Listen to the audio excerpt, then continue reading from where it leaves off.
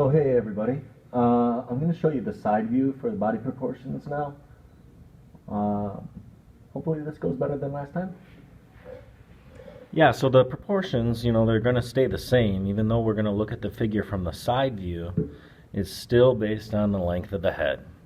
Alright, so still using that egg shape for the head, except the egg might be on a slight angle. Okay, basically this would be the chin. And then the chest, again, is going to be about a head length. Sort of a circle looking type shape, but the back of the neck will lead right into the back of the head. And then the front of the neck right into the front of the chest. Remember, the torso or the stomach region tends to taper in a little bit. So we're going to come in. This is almost like the curve of your spine back here, coming in a little bit. This next region is the pelvic region. We're going to have this come out a little bit and back in. So again, pelvic region still matching up with the pelvic region over on the other side. Don't forget that the upper part of the legs, 2 head lengths, and you can also use the width of the head to help kind of size up the thickness.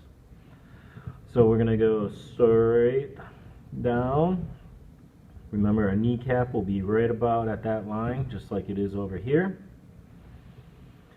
The leg's going to narrow down just a little bit. Now we're at the back of the knee. The shin, remember, tends to be fairly straight. I'm trying to keep kind of my center of balance so that they look like they're standing upright. And then the calf muscle tends to come out and taper in. And then, you can use that rule of the peanut again, maybe the curve. And by the way, a foot, you could even test this out with your shoe. A foot is about the size of a head as well.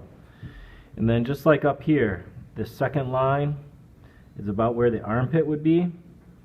Up here is kind of more like the shoulder. So I'm going to start the upper part of the arm. It's going to be in this third zone, the bicep, the tricep. From elbow to wrist is another full head length. And again, the arm tends to taper down smaller and smaller as we go. I'm going to kind of put my thumb out front here. And again, maybe my 4 fingers. Notice how everything kind of lines up with my previous drawing. That's because the proportions stay the same for both drawings. Now this is going to be our practice version. If you can show me that you can do a front view and a side view, then we're going to have you move on to the real deal. The only difference with that is it's going to be bigger. And we're going to add clothing, and we're going to add shading, and we still have to talk about not body proportions, but facial proportions.